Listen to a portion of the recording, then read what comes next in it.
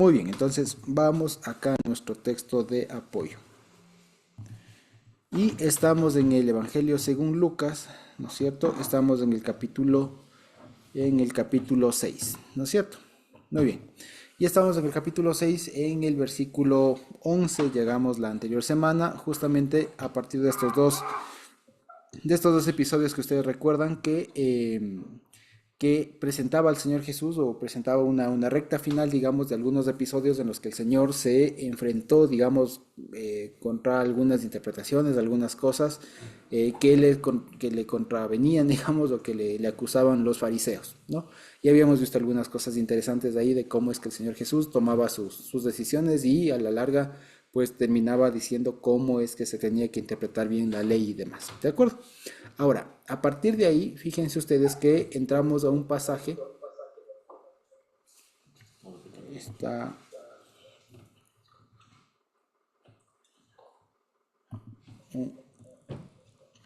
Bájale el volumen. Perdón.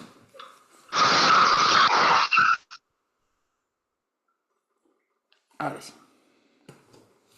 Ya, perfecto.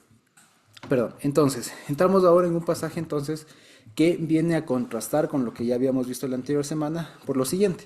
Hasta la anterior semana, los versículos 11, el versículo 11 que leímos del capítulo 6, ¿no es cierto?, presentaba algunas discusiones que tenía el Señor Jesús con los fariseos principalmente. Entonces los fariseos le decían, ¿por qué haces esto? ¿Por qué haces el otro? Y le cuestionaban mucho de las cosas que él hacía y enseñaba, y el Señor les respondía. Entonces se presenta un escenario como de controversia, de conflicto, de pelea, digamos, si se quiere, ¿no?, de debate.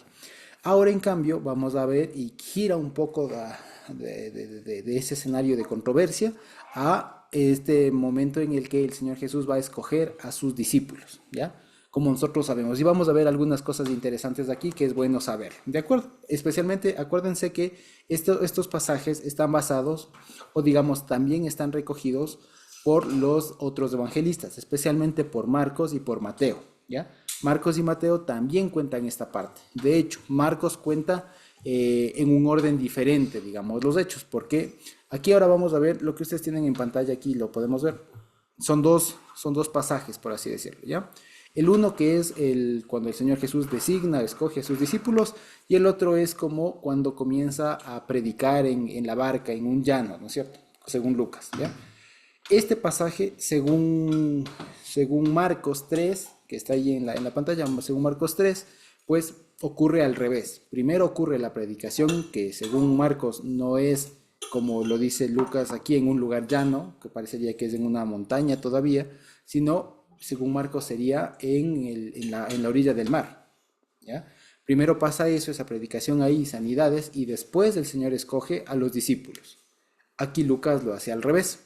Primero presenta el episodio de cuando escoge a los discípulos y después de este pasaje del Señor Jesús predicando. Ya no en el mar, sino en un lugar más bien que vamos a ver que nivelado, o más bien que da la idea de que todavía es en el monte, porque de esta manera Lucas conecta ese pasaje como un paso previo a lo que sería el sermón del monte, ¿ya? O como lo que está en Mateo recogido como el sermón del monte, acá no ocurriría como tal en un monte, sino más bien como en una llanura.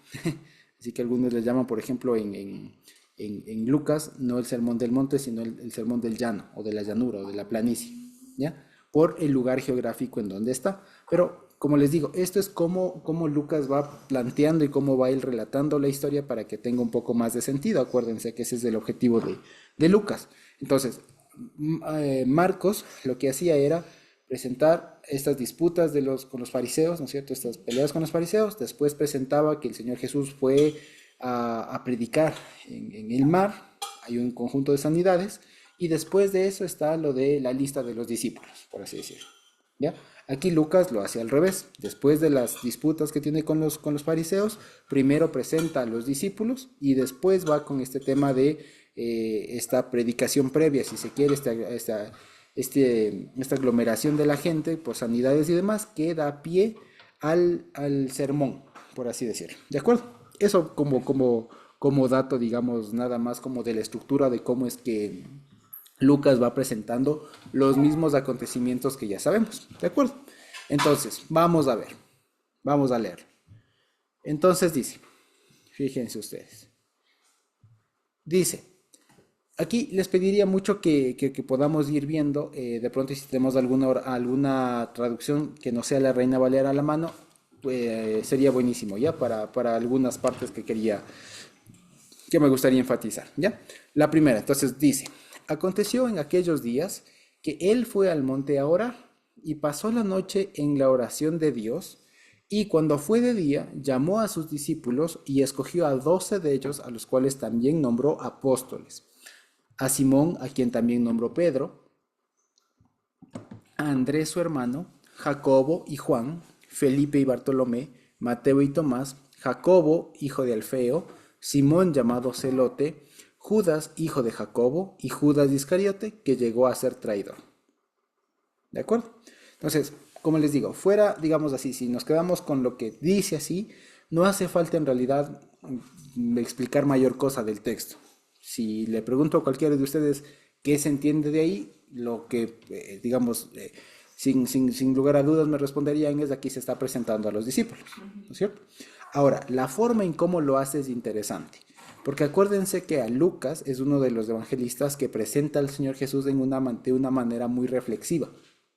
Es decir, el paso previo a designar a los 12, ¿ya? Y voy a decir así, a los 12, está precedido por la oración, ¿de acuerdo? Y no cualquier oración. Ahora lo vamos a ver. Quisiera por favor pedirles que si de pronto tienen, como les pedía, una otra versión que no sea la Reina Valera a la mano, que me ayuden leyendo esta segunda parte del versículo 12. Eso que dice, y pasó la noche en oración o orando, o sea, esa segunda parte de pronto si podemos revisarlo como dicen en otras versiones como para ver cómo lo ponen y noten de pronto las diferencias. En la Reina Valera creo que le ponen algo así como que y pasó la noche orando a Dios, alguna cosa así. Lucas 6:12 estamos, ¿no? 12. Entonces, de pronto, ¿tienen por ahí de pronto alguna otra versión?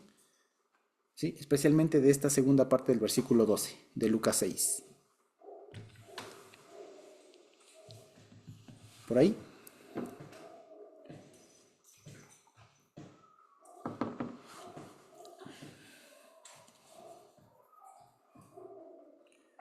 ¿No? ¿Cómo ponen? ¿Pasó la noche qué? Orando a Dios, en oración a Dios, Pasó la noche orando a Dios. ¿Cómo más? la noche en oración a En Dios, oración a Dios, oración a Dios, orando a orando a Dios, Dios, no, oración a y Dios. así, ¿no es cierto? De pronto tenemos alguna versión por ahí que diga algo diferente, alguna otra versión que diga algo distinto de pronto, Aquí dice, allí pasó toda la noche hablando con Dios. hablando con Dios. Bueno, Dice, en aquellos días Jesús subió a la montaña para orar. Allí pasó toda la noche hablando con Dios. hablando con Dios le pone. Ok, muy bien. De pronto tienen por ahí alguna otra versión que diga algo diferente o dicen por ahí igual. ¿Tiene alguien por ahí?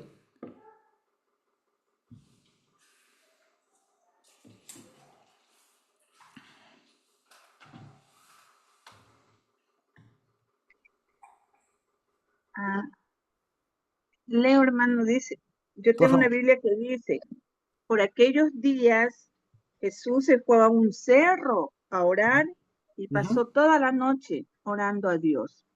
Orando a Dios. Muy bien. Sí. Muchas gracias, hermana Edith. Creo que la mayoría de Biblias pondrá algo parecido, ¿ya? El asunto es que encontré una cosa muy interesante, ¿ya? Algo muy, muy interesante, que, que digamos gramaticalmente da para entender de dos formas y que normalmente se ha entendido de la primera, pero que la segunda forma, como vamos a ver ahora, también tiene mucho sentido, ¿de acuerdo? Como les decía, el antecedente a cuando el Señor Jesús escoge a sus discípulos es que Él está orando, ¿ya? Y tal vez, digamos, nosotros no le pararíamos mucha atención al Señor Jesús orando si no fuera por cómo está escrito en el Evangelio de Lucas, ¿ya?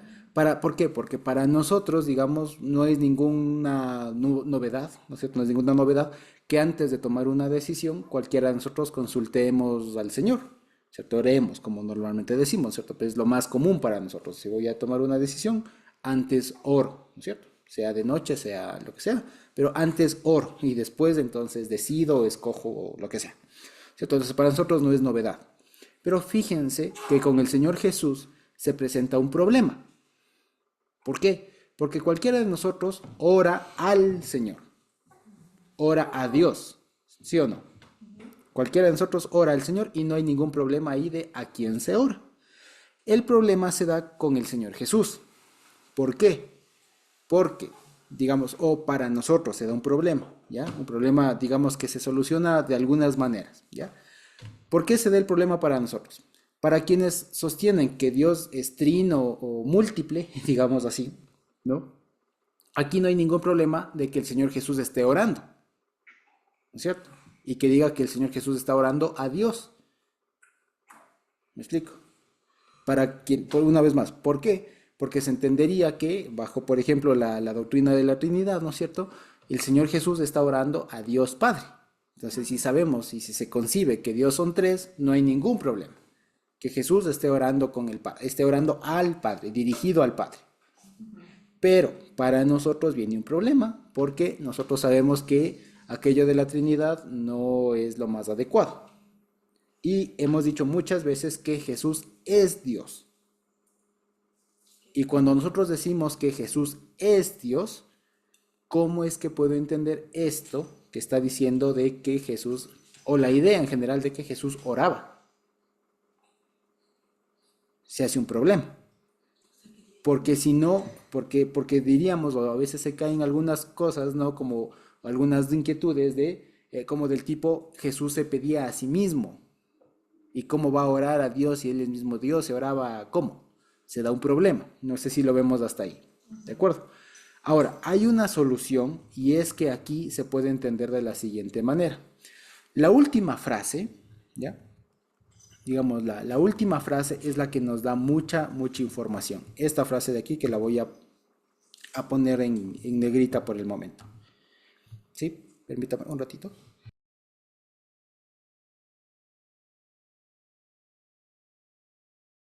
Perdón, me cogí un estornudo. Gracias. Entonces, dice, por la siguiente cuestión. Por una cosa, gracias. Esta frase de aquí, ya, en la Reina Valera y en general en las oraciones, como vieron, no lo traducen literalmente como está.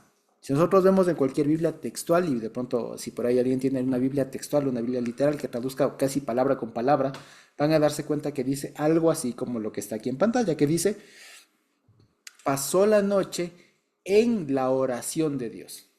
No dice literalmente pasó orando o hablando con Dios como veíamos en otro. No, no dice que pasó orando a Dios. Dice literalmente que pasó la noche en la oración de Dios. ¿De acuerdo? Y esto es lo que nos da una cuestión muy interesante. ¿De acuerdo? ¿Cómo entiendo entonces esta frase de la oración de Dios? ¿Ya? Porque como les quería decir, como veíamos, así dice, lo voy a poner de otro color. ¿Ya? Esta frase, así dice literalmente, pasó la noche en la oración de Dios. ¿Ya? Y esto aquí es cuando viene mucho a la mano, no una cuestión ya ni siquiera teológica, ¿ya? Porque, por ejemplo, si yo les pregunto ahora a ustedes, ¿qué podría ser esto de la oración de Dios? Nos podríamos dar muchas ideas, tal vez unas adecuadas, otras no, o sea, pero nos enfrentamos a un problema, digamos, un poco teológico, ¿no? O sea, ¿qué será la oración de Dios? O sea, podremos decir muchas cosas. Pero hay un paso previo a eso y es ver cómo gramaticalmente está construida esa oración, esta frase, ¿de acuerdo? Y el asunto es que en griego, al igual que en el hebreo, esta frase se puede entender de dos maneras, ¿ya? Se puede entender de dos maneras. Literalmente dice así, la oración de Dios, ¿de acuerdo? Entonces, incluso en español se puede entender de varias maneras. Porque si yo digo la oración de Dios, puede entenderlo como decir la oración que le pertenece a, ¿no es cierto? Es como que si yo digo la casa de Josué, ¿no es cierto? Es la casa que le pertenece a Josué. Si yo digo la oración de Dios, es la oración que le pertenece a alguien, ¿cierto? Entonces la oración que le pertenece al Señor. ¿De acuerdo? Esa es la una. Y la otra, que es la que normalmente se suele escoger cuando se traduce, es que no entender la oración de Dios, o decir la oración de Dios entendido como la oración dirigida a. ¿De acuerdo? Y se suele utilizar mayormente en lugar de la preposición a, ¿no es cierto? Porque se está pensando que, o sea, el supuesto para preferir esta traducción de la oración a Dios, o sea, dirigida a la suposición, el supuesto, o sea, el prerequisito, digamos, es que Jesús es diferente al Padre, ¿no es cierto? Y por lo tanto es entendible que Jesús le ore a Dios. Por eso normalmente se suele escoger digamos, de esta forma de traducir, la oración a Dios. ¿De acuerdo? Pero si somos en realidad más estrictos, también es posible gramaticalmente hablando que ahí se diga la oración de Dios, es decir, que le pertenece o que tiene relación con, ¿ya? La oración de Dios. Y si lo vemos desde otro lado, fíjense ustedes que se soluciona el tema de pensar que Jesús está orando a sí mismo. ¿Explico? ¿Por qué? Porque si yo digo, y aconteció en aquellos días que él, el Señor Jesús, fue al monte a orar y pasó la noche en la oración de Dios, ¿ya? En la oración que le pertenece al Señor, a Dios, ¿no es cierto?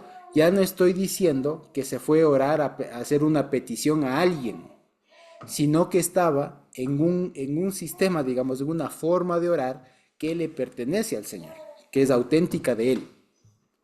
¿Sí me explico? Por eso, Jesucito, Jesucito, sí, aquí en esta traducción dice, y pasó toda la noche en oración con Dios. fíjense, le ponen con, ¿ya? Pero no dice con, dice de, ¿ya? Pero fíjense que le intentan traducir un poco más literalmente. Pero una vez más, el ponerle con supone que son dos. ¿Me explico? Que uno es Jesús y otro es a quien él ora. ¿Sí me explico? ¿Ya? Porque si yo pongo la oración y pasó en la noche en la oración con Dios, veo dos. Veo a Jesús y alguien con quien él está orando. A Dios. O sea, veo dos. ¿Sí me explico? Pero ahí, digamos, y eso da, como les decía, se entendería así si es que el Señor fuera más de uno, digamos, ¿me explico? Pero no, sabemos que el Señor Jesús es uno, que Dios es uno, ¿ya? Shema y todo lo más es uno, por lo tanto, no hay que comprender eso, la oración a Dios, ¿ya? Necesariamente, sino que más bien, y da la gramática para eso, es la oración ¿de acuerdo? Es decir, estaba orando en los parámetros, ¿ya? Propios de la oración divina, quiere decir, ¿ya?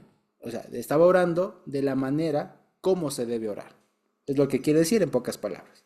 Entonces, no es que estaba dirigiendo su petición o una petición a alguien diferente a él, ¿ya? No, sino que él estaba o entró, digamos, por eso les decía que Lucas presenta de vez en cuando a un Señor Jesús muy reflexivo, o sea, alguien que lo piensa bastante, digamos, ¿de acuerdo?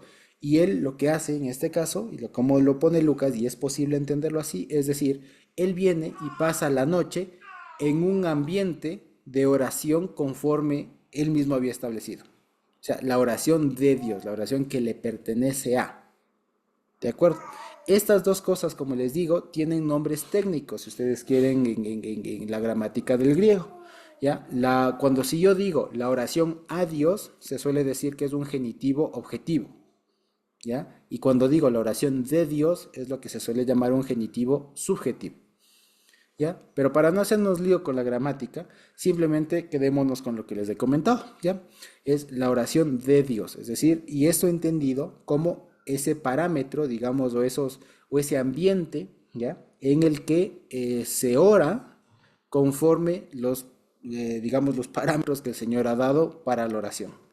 Dicho de otra manera, estaba orando, estaba haciendo una reflexión correcta, es lo que quiere decir. ¿Ya? Y fíjense que esto es algo muy importante que nos da testimonio para ya todos los creyentes, como pareciera un cuanto más, o sea, un cuanto más.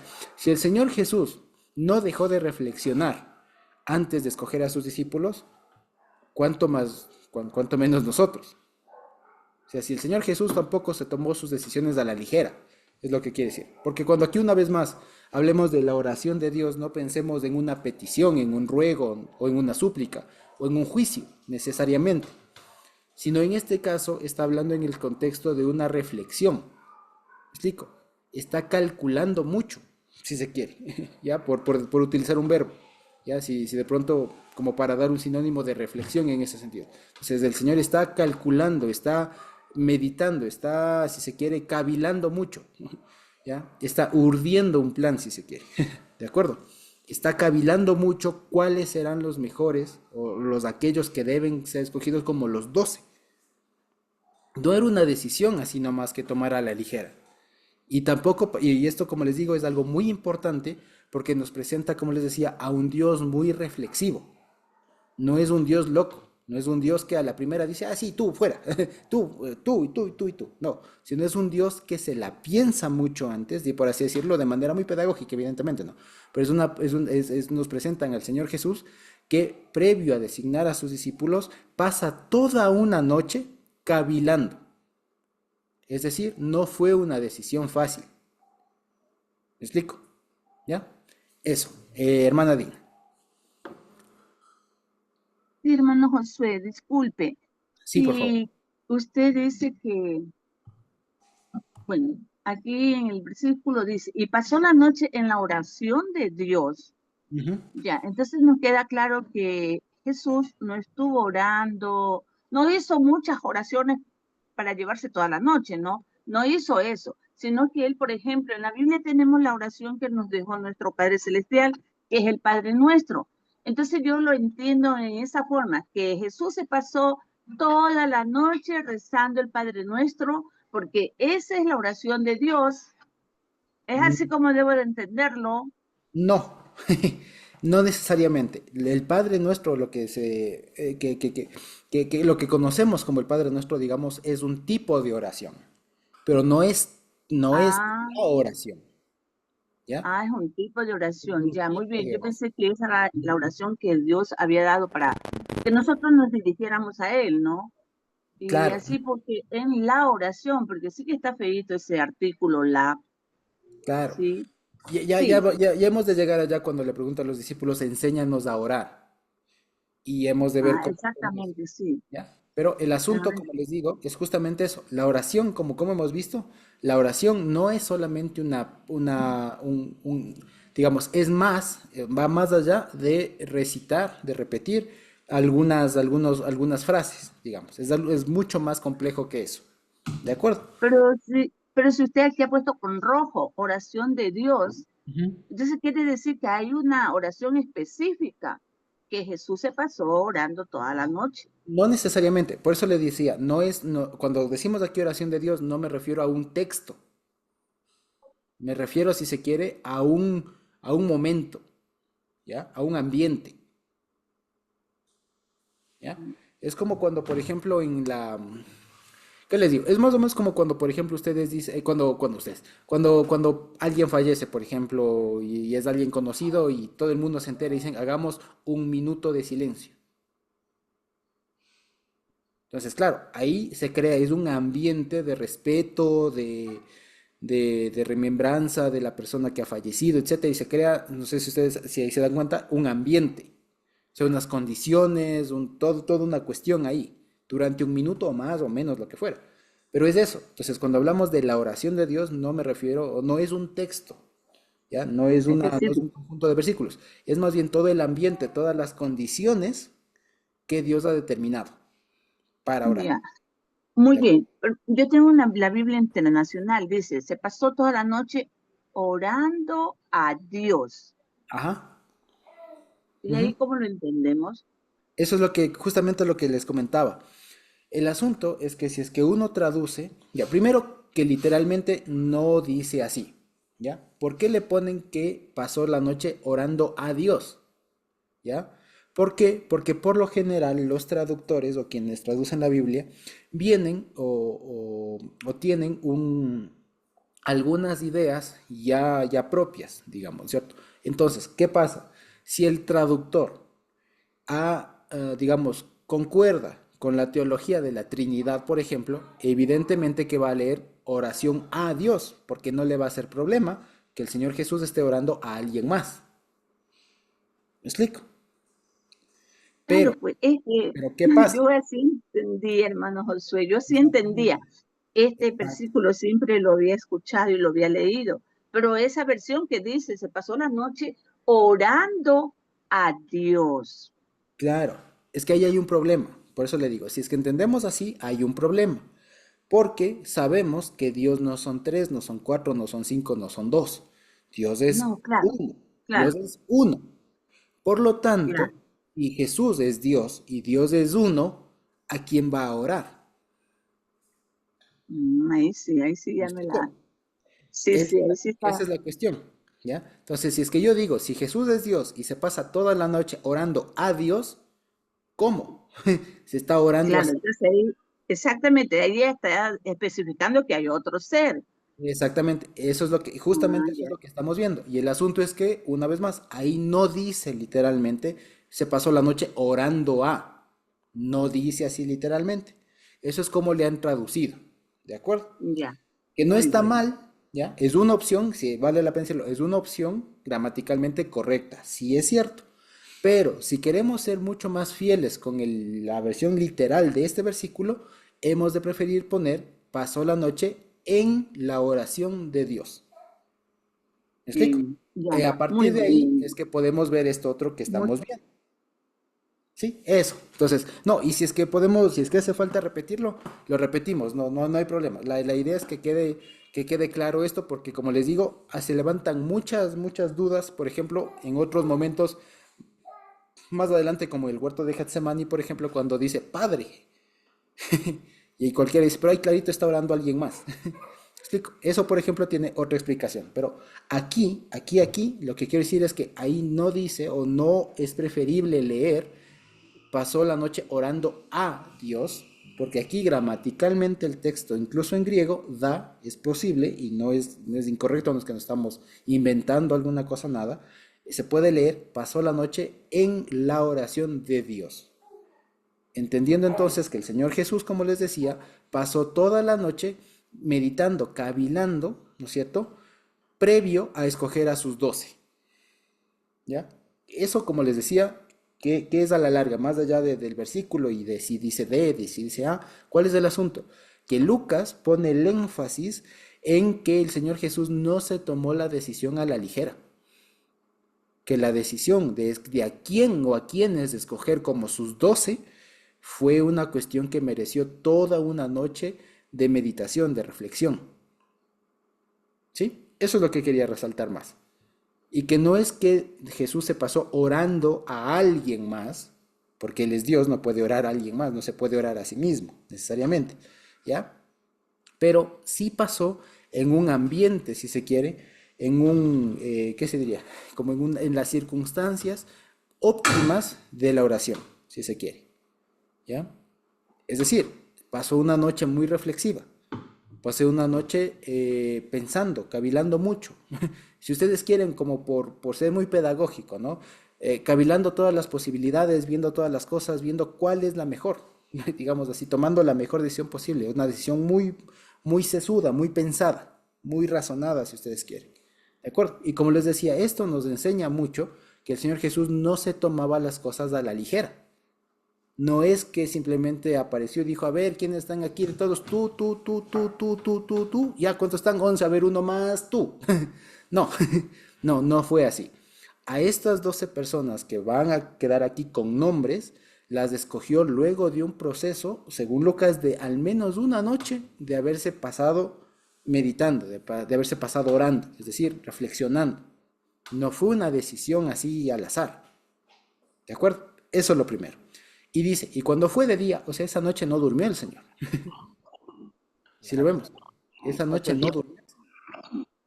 Fue una noche muy reflexiva. O sea, como les digo, fue una noche que mereció, mereció bastante cavilación, que mereció bastante, digamos, consideración. O sea, se pasó el Señor reflexionando mucho, pensando mucho, ¿ya? Para el otro día convocar a todos sus discípulos y de ellos escoger a 12, ¿ya?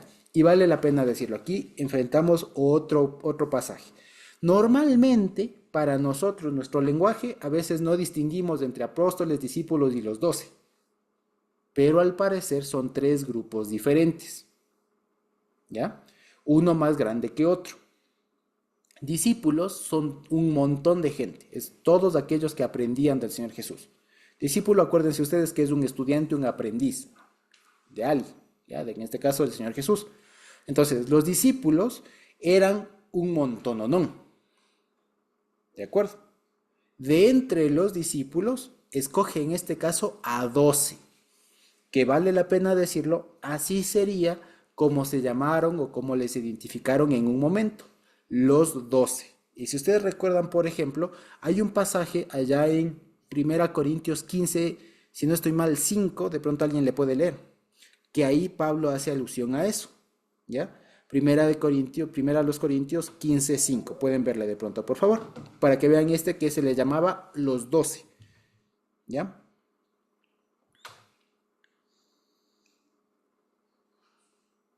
Primera de Corintios, Primera de hermano Corintios Josué, 15:5, leo, por favor. y que apareció a Cefas y después a los 12. Exactamente, fíjense ustedes, esta es una de las primeras cartas también que escribe el apóstol Pablo, la primera a los Corintios. Y aquí fíjense ustedes que Pablo hace una referencia a Cefas, o sea, Pedro, y a los 12. Es decir, los 12 era un nombre, era el nombre, seguramente con el que primeramente se les conoció a los 12 discípulos, a los 12 apóstoles, como les decimos ahora. Porque como les decía, hoy ya nosotros, si les digo, los discípulos de Jesús, pensamos normalmente en los 12, ¿ya? Y si les digo, los apóstoles del Señor, también pensamos en los 12. Y si les digo los 12, pensamos en los 12, ¿no es cierto? Pero resulta que en la época hubo más discípulos y hubo muchos más apóstoles que los 12. Y los 12 eran como que su grupo más cercano de discípulos. ¿Sí me explico? O sea, más o menos hagan cuenta que es como un diagrama de Venn. ¿Ustedes se acuerdan de la escuela cuando veíamos los diagramas de Venn? Ya, permítanme solamente ver aquí. Ya no me acuerdo. Vamos a acordarnos entonces. ¿Se acuerdan que los diagramas de Venn eran estas así como esferas, ¿no es cierto? Entonces, esto es el conjunto de discípulos. Vamos a hacerle al revés. Ahí.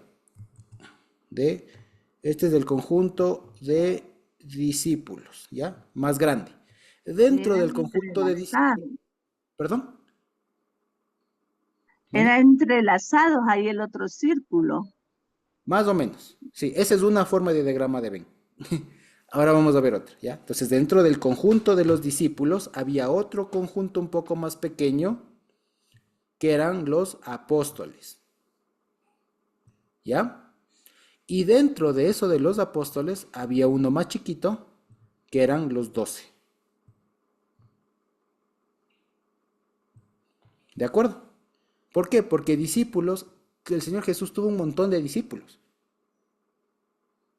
Un montón, no, ¿ya? Apóstoles también tuvo más, ¿ya? Acuérdense que, por ejemplo, más adelante vamos a ver que llama a los famosos 74, ¿ya? Que les manda a las ciudades y les manda a predicar y todo lo demás. Esos vendrían siendo en buena parte apóstoles. El mismo Pablo, Bernabé fueron después apóstoles. Hubo más de 12, ¿ya? Y lo que aquí se está escogiendo son al grupo que se llamó los 12. Aquí dice Josuecito en esa misma cita de Corintios, dice, y que apareció a Cefas y después a los 12, Ajá. y después apareció a más de 500 hermanos a la vez, los cuales muchos viven aún y otros duermen. Después apareció a Jacob, después a todos los apóstoles. y al último de todos a mí, dice Pablo, ¿no es cierto? Exactamente. Entonces, fíjense, apóstoles era una categoría más grande. O sea, había más apóstoles que los 12. O sea, para decirlo de otra manera, los 12 eran apóstoles y eran discípulos. Pero no todos los discípulos eran apóstoles. Y no todos los apóstoles eran de los 12. Ah, ¿Sí me hermano explico? Josué, los discípulos se lo puede considerar el pueblo. O sea, todos los estudiantes de Jesús. ¿Ya? Ya, No se sabe cuántos, pero se sabe que eran más de 12. Eran un montón. ¿Ya? claro, claro. Ahí estarían incluso, para que veamos, por ejemplo, los discípulos, aquí incluso entran hombres y mujeres, para que veamos. ¿Ya? En discípulos entran hombres y mujeres. Posiblemente en apóstoles ya entran solo hombres. Y en los 12 entran solamente los 12, evidentemente. ¿De acuerdo? Creo que así queda un poco más claro, ¿sí? Entonces, para que vea, y esto, digamos, es como para hacer nada más un poco más técnico, si ustedes quieren, cuando se quiera hacer y se requiera ser técnico, ¿no es cierto? Es decir, no decir, y más bien dicho, ¿por qué? Porque, por ejemplo, como les decía, Bernabé, el que fue amigo de Pablo, fue apóstol, el apóstol Bernabé, ¿no es cierto? Pablo fue apóstol, pero no fue de los 12. ¿Sí me explico? ¿Por qué? ¿Y esto por qué les digo? Porque nosotros tenemos como sinónimo a discípulo y apóstol, ¿ya? Cuando nosotros decimos los discípulos del Señor Jesús, enseguida pensamos en los 12. Si yo les digo los apóstoles del Señor Jesús, otra vez pensamos en los 12, ¿cierto? Y no, había muchos más. Y esta es una mejor comprensión de las cosas. Anthony, Hola, pregunta. ¿Y en algún lado se explica por qué, o sea, había esta designación o esta diferenciación? sí, por las O funciones. si tenía por las? Por las funciones que ocupaba cada uno. Un discípulo era un Ajá, aprendiz. Un exacto. aprendiz, exactamente. Vamos viendo, sí, muy buena pregunta. Un discípulo era un aprendiz, es decir, el estudiante. Jesús era el maestro y todos los que le escuchaban y se acercaban y repetían sus enseñanzas, digamos, eran los discípulos. Un estudiante, ¿ya? Un apóstol, en cambio, era aquella persona que recibía una encomienda del maestro o de alguien en general, ¿no es cierto? De tal manera que a donde vayaba le representaba. O sea, es decir, por ejemplo, aquí entre nosotros, ahorita estamos conectados 21 personas, ¿ya? Cualquiera podría decir, por ejemplo, todos somos discípulos del que está hablando, ¿ya? Estudiantes. Pero, por ejemplo, ¿qué pasa si yo a Brian le digo, por favor, ve a visitar al hermano de Durán y dile que tal cosa, tal cosa, tal cosa? ¿Ya? O te vas allá un mes, un año y les ayudas a levantar la iglesia, la obra, lo que sea. Ya, te vas un año. Y él se va con esa autorización mía, digamos, o de nosotros, a Durán durante ese tiempo. Ahí él es un apóstol. Es decir, Brian en este caso tendría la autorización de actuar en mi nombre. ¿De acuerdo? Pero otra cosa eran los 12, que eran, si se quiere, unos apóstoles, pero mucho más cercanos al Señor Jesús. ¿Ya? Eran otras personas mucho más cercanas, no eran cualquier apóstoles, eran mucho más cercanos a los que el Señor Jesús después les llegó a decir amigos y todo lo demás. Son ellos, son los 12. Y los que estarían encargados de ser luego los pilares de la iglesia y todo lo demás, son unas personas mucho más cercanas. ¿Ya? Entonces se diferenciaban por el rol, digamos, por lo que hacían, por lo que podían hacer. Entonces, por ejemplo, un discípulo podía eventualmente llegar a ser apóstol, claro, pero ya llegar al grupo de los 12, no. Por eso es que si ustedes se acuerdan, en Hechos, cuando después de que Judas, el que le traiciona al Señor Jesús, fallece, el Señor Jesús resucita y todo, se quedan 11. Y dice, es que el grupo eran los 12. Hay que llenar ese hueco. Y ponen algunos requisitos, ¿no es cierto? Entre ellos ponen que hayan visto la manifestación de la resurrección del Señor y que le hayan acompañado durante todo su ministerio. En otras palabras, lo que ellos dicen es que sea discípulo y que haya visto la resurrección del Señor. ¿Me explico? Y de ahí, entre los discípulos, escogen a uno más, ¿no es cierto? Que es este, ya se me olvidó el nombre. Y vuelven a tener los 12. ¿De acuerdo? ¿Sí? ¿Me explico? Entonces, para que veamos. Entonces, para que no tengamos igual, y esto sirve mucho para cuando leamos luego las cartas y todo lo demás, y no pensemos, por ejemplo, a veces se piensa que Pablo es de los 12, y no. El Y que, Pablo, perdón, el que lo reemplazó a Judas fue Matías. exacto, Matatías. Muy bien, gracias. Entonces, por ejemplo, el que entró a ese grupo de los 12 fue Matatías, no Pablo. ¿Me explico? Pablo sí fue apóstol, Ay, pero no fue Acá de... en Apocalipsis, Josuecito dice también, ¿no? De que habían muchos que querían presentarse como apóstoles, y el Señor les dice en Apocalipsis 2:2, le dice, yo conozco tus obras y tu arduo trabajo y paciencia, y que no puedes soportar a los malos, y has probado a los que dicen ser apóstoles, apóstoles y no lo son. no lo son.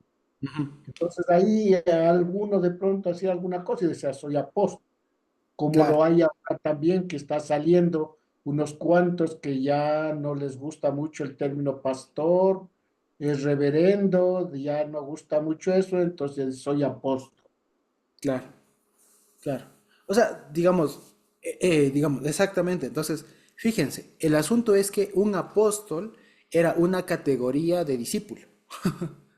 ¿Sí me explico? Y apóstoles puede haber un montón. Incluso hasta ahora puede haber legítimamente apóstoles, puede haber. Porque un apóstol es un emisario, ¿ya? Es un emisario. Y eso, como les he comentado muchas veces, hoy la figura que más se acerca al apóstol es la figura del misionero, solamente que ha cambiado de nombre, ¿ya? Porque un misionero, ¿qué es? Es una persona que va con la autorización de una iglesia hacia otra para ejecutar una determinada labor, en nombre de esa iglesia que le envía, ¿sí o no? ¿No es cierto? Y después de que termina su obra, su labor, regresa a su iglesia y vuelve y ya. Esa persona, por ejemplo, es un apóstol. Solamente que suena raro. Suena raro ¿por qué? Porque nosotros pensamos que los apóstoles son los 12. Son exclusivamente los 12. Y no. Eso es justamente lo que estamos viendo ahora. Lo que dice en Apocalipsis, por ejemplo, lo que acaba de leer mi papá, es que dice, tú has probado a quienes dicen ser de este grupo. Tú has probado de quienes dicen ser de este grupo de apóstoles y no lo son. Es decir, has probado y no te has dejado engañar por quienes dicen tener una autorización para actuar, pero no la tienen. Que dicen que han sido, o sea, dicen ser enviados, pero no lo son. No se refiere a pertenecer a este grupo de los 12. ¿Me explico? No, es el grupo más grande. ¿De acuerdo?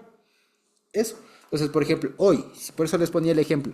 Si hoy, por ejemplo, decimos de Estevitan, ¿sabes qué? Hay una necesidad en una iglesia por allá de México, ¿ya? Y Dios nos ha mostrado que tú y tu esposa deben ir o tú debes ir a ayudar a esa iglesia ya a levantar, no sé, maestros, qué sé yo. Ve por un año y tienes toda nuestra autorización y que el Señor te ayude para ejecutar todas las cosas que tengas por allá, ¿ya?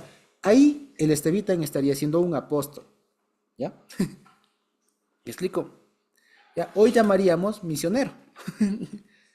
Sí, sí lo vemos. Y no por eso es que le estoy diciendo al Estevitan que viene siendo de los 12. Evidentemente no. Evidentemente no. Le estoy diciendo que es apóstol, porque un apóstol o el apostolado, los apóstoles son un grupo, un tipo más grande, un conjunto más grande de discípulos, dentro de los discípulos. ¿Sí lo vemos? No sé si hasta ahí he sido claro.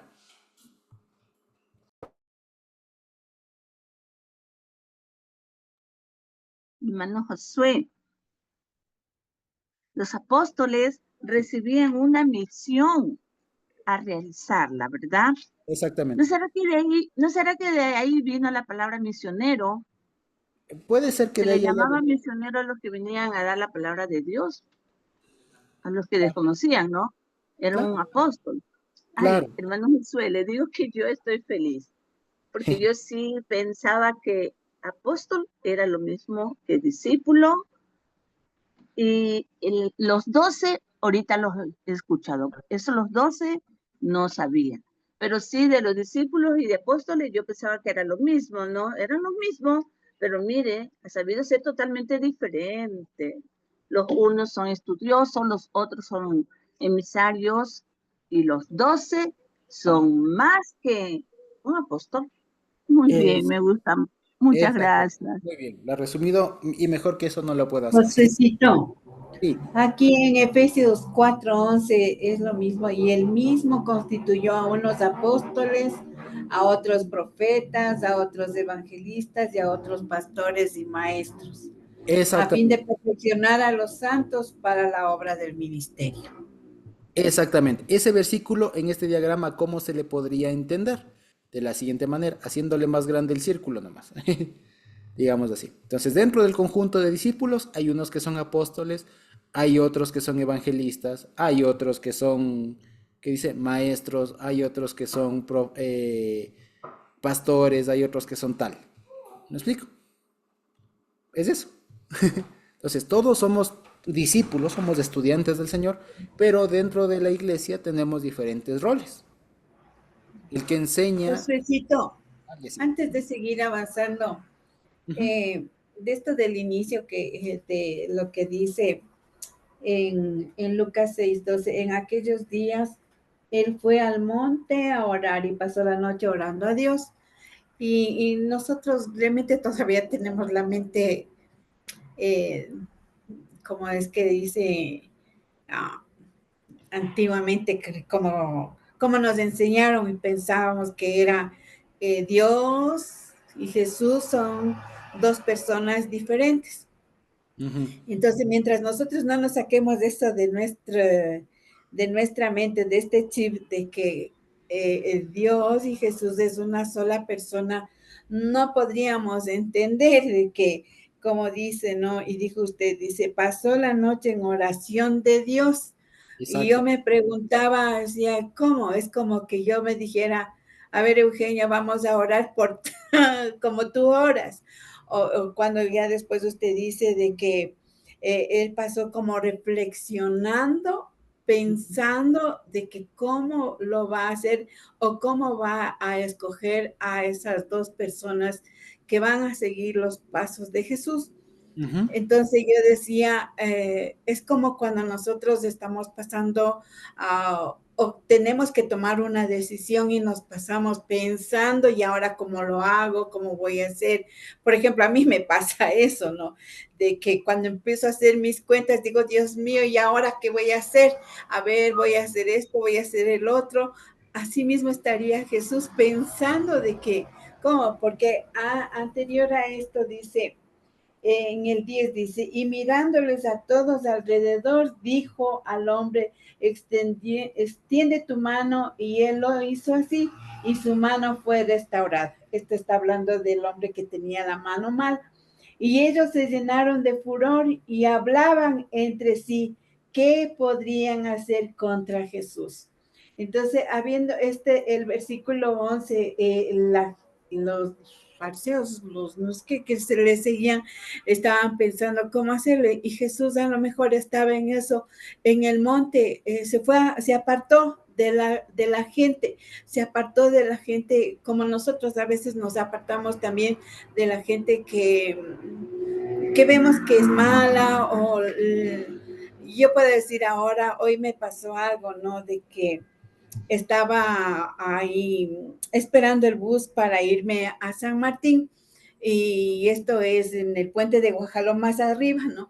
Entonces, ahí justo en esa parada es donde se reúnen gente de todo, digamos, había alcohólicos, drogadictos, había una mayorcita, ¿no? Bueno, ni tan mayorcita, y esta señora estaba pidiendo dinero y se acercó al lado mío y me dice, ¿qué le dé? Y le digo, mamita, digo, si estamos iguales, yo también creo que me voy a poner a pedir. A usted le digo, pero dice la palabra de Dios de que no debemos ser así, que Dios no nos quiere que sigamos así. Mejor vaya a su casa y Dios va a proveer. Y les digo así, Y mientras tanto que estos otros hombres, el uno era drogado, estaba drogado, el otro estaba borracho y tenía caramelos y botó, y la mayorcita iba a coger y le digo, no, no coja, no coja, porque esos caramelos pueden estar con droga.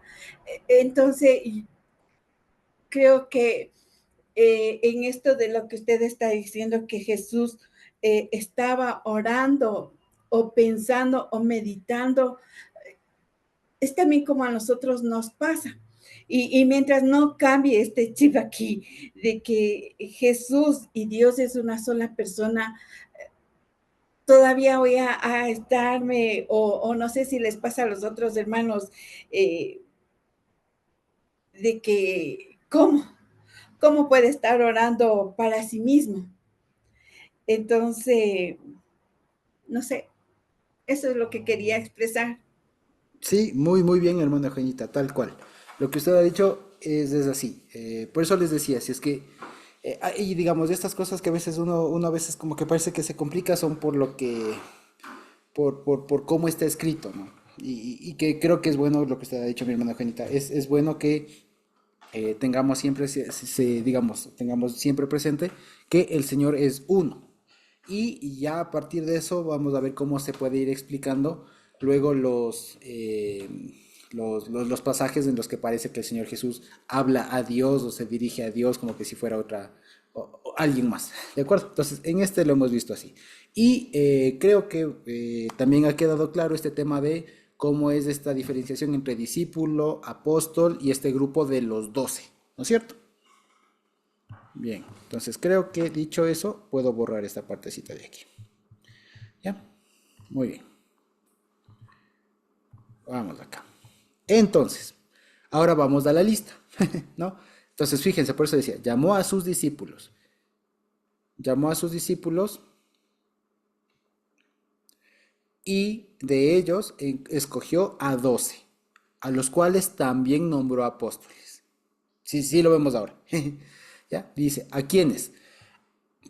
A Simón, a quien también nombró Pedro, a Andrés su hermano, Jacobo y Juan, Felipe y Bartolomé, Mateo y Tomás, Jacobo hijo de Alfeo, Simón llamado Celote, Judas hijo de Jacobo y Judas Iscariote que llegó a ser el traidor, ¿no? Vamos a ver, entonces, fíjense ustedes, aquí hay algunas cosas y he puesto un cuadrito, ya, un cuadrito que digamos, traduce todas las listas de los apóstoles que hay en la Biblia. Como ustedes ven ahí, está, un ratito.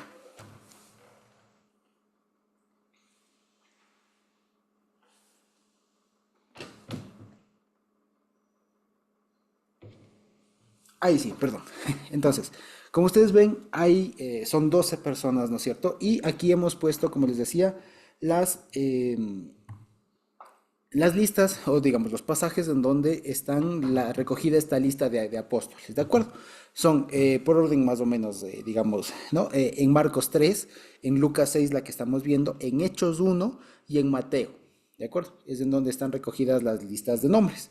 Y así a primera vista, si ustedes se dan cuenta, no las voy a leer todas, pero solo voy a resaltar algunas diferencias. Si ustedes se dan cuenta, hay Pedro, ahorita que he visto, Pedro, ya.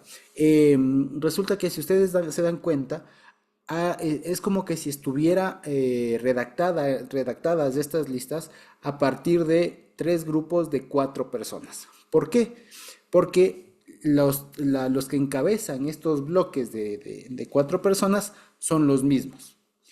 Todas las listas, todas las veces que aparecen, comienzan con Simón, Pedro, la segunda comienza con Felipe, si ustedes se fijan, y la tercera comienza con Jacobo hijo de Alfeo, Jacobo hijo de Alfeo.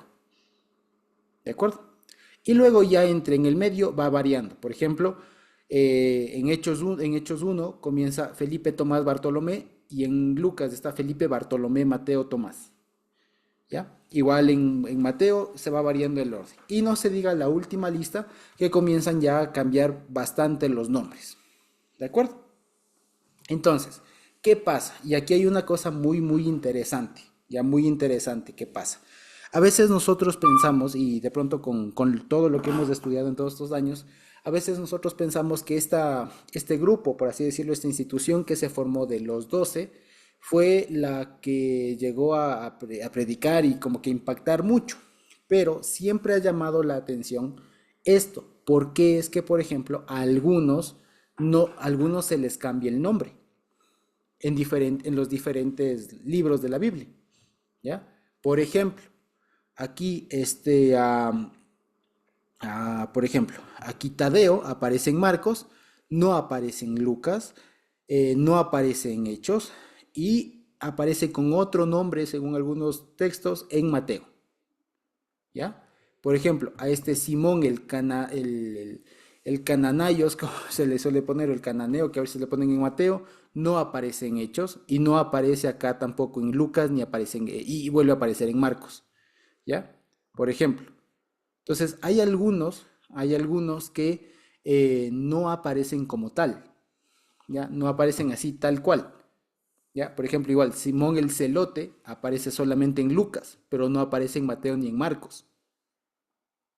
¿Me explico? Y estas cosas han levantado algunas dudas, es decir, por lo siguiente, si los 12 fueron una institución tan fuerte, tan importante, tan relevante, ¿por qué no se guardó con coherencia la lista de sus nombres? De todos, ¿no les parece? ¿Ya? ¿Por qué no se guardó? Porque es que difieren, ¿ya? Porque es que en un lado se le llama Tadeo y en otras aparece otros nombres, ¿ya? ¿Por qué no coinciden todas las listas? ¿Por qué no coinciden todas las listas? Y una de las respuestas que me pareció muy interesante es la siguiente, que vale la pena decirlo y lo anticipo, choca un poco con a veces la idea que nosotros tenemos de los 12 apóstoles, ¿ya? Primero, la forma en cómo, antes de ello, ¿no? La forma en cómo se suele solucionar estas cosas es por ejemplo, identificando, diciendo, bueno, al que aquí le llamaron Simón, acá es del otro. ¿Me explico? Entonces, por ejemplo, al que aquí le ponen Judas, hijo de Jacobo, según una tradición del siglo noveno después de Cristo, le identifican con este Tadeo. Y en algunos textos, por ejemplo, apócrifos, aparece como Judas Tadeo. Y de hecho, de pronto así le han de conocer a algunos. Se acordarán de algún discípulo que le ponen Judas Tadeo. ¿Ya? Pero lo cierto es que esa es una tradición del siglo noveno después de Cristo. Pero no hay algo así que diga de manera directa Judas Tadeo. ¿Ya? No hay. ¿De acuerdo? Igual, por ejemplo, Bartolomé, en algunas traducciones no le pondrán Bartolomé, le pondrán Natanael, por ejemplo. Y son dos personas diferentes. Lo mismo con este Simón el Cananayos, ¿ya? O el cananeo, o el cananita, como le suelen poner, ¿ya? Entonces algunos suelen decir, bueno, este Simón es del mismo Simón Celote de acá, ¿ya? Y así. ¿Me explico? Entonces, la pregunta una vez más es, ¿por qué se cambia? Si era una institución tan importante y los nombres de los apóstoles fueron tan importantes, ¿por qué es que finalmente no coinciden todas las listas? Y analizando, no hay cómo decir, bueno, tenían otro nombre, ya tenían otro nombre, o aquí le pusieron el primer nombre y acá le pusieron el segundo, y es la misma persona. No hay cómo conciliar esas cosas, digamos, es muy difícil conciliar esto, como les digo, como decir, bueno, el Tadeo que ponen aquí es del mismo Judas, hijo de Jacob. Eso no hay cómo hacerlo, así directamente y así de manera muy seria, no hay cómo hacerlo. Aparentemente serían dos personas diferentes. Se ha dicho de otro modo, las listas no son iguales. Y si era una institución de relevante, ¿cómo es que pueden ser diferentes? Y lo que parece que pasó es que en realidad, digamos, ya con el tiempo, no fue lo que debería haber sido. Aparentemente, y eso más o menos lo relata el libro de Hechos, ya, el libro de Hechos, ya cuando lleguemos nos vamos a dar cuenta que no tiene la relevancia el grupo de los 12, sino hay tres discípulos que sobresalen, que es Pedro, Juan y ¿cuál es? Y Jacobo, ¿no? Si no me equivoco, que son como los pilares de la iglesia, los tres. pero no hay ya el grupo de los 12. No hay. Como les digo, al inicio de hecho se relata que lo llenan, este vacío que quedó aquí de Judas Iscariote, lo llenan con este Matatías, que de él no se vuelve a saber más. Y después cuando ya entra en la escena Pablo y todo lo demás, ya el grupo de los 12 tampoco vuelve a haber un grupo de los 12. Hablan de 3, de las pilares que eran 3, pero el grupo de los 12 como tal no parece que no fue tan relevante ya en la historia.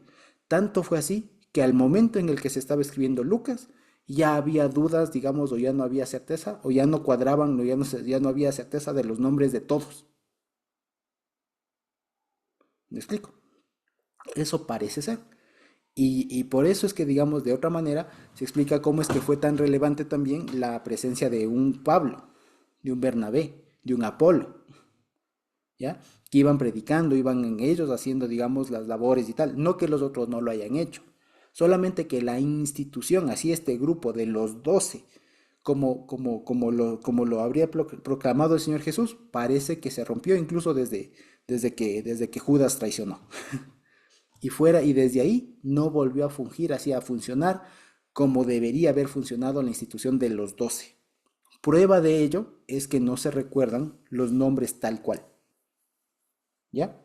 Hay mucha coincidencia en el primer bloque, digamos. Fíjense, Simón, Jacobo, Juan, Andrés, que son 2 pares de hermanos. Pedro y Andrés eran hermanos y Jacobo el mayor era hermano de Juan. ¿Ya? En el segundo bloque también hay algunas coincidencias, no hay mayor diferencia, digamos. Felipe, Bartolomé, Mateo, Tomás. Pero en la tercera, ahí es donde sí hay bastantes diferencias. ¿Ya? Y ahí es donde uno dice, bueno, ¿pero por qué? Y la respuesta parece ser esa que les decía, ¿no? Parece ser que al final esta institución, como les digo, de los 12, luego de la resurrección del Señor y demás, no trascendió. ¿Ya? Por muchas razones, porque se hayan ido a predicar, por lo que sea, pero el asunto es que no funcionó como los 12, ¿ya? Sino que quedó como los 12 discípulos del Señor ahí que quedaron, digamos que el Señor los levantó aquí, los escogió, pero parece que como institución, así decir, los 12, así como decir el Sanedrín, no funcionó mucho tiempo después.